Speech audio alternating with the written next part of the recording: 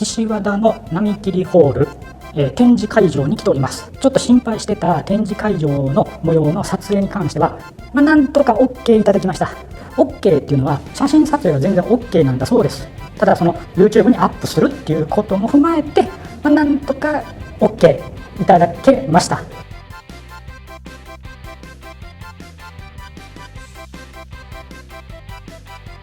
というわけで早速ご紹介していきたいと思います。ちょっとね全部は無理と思うけど、できるだけご紹介します。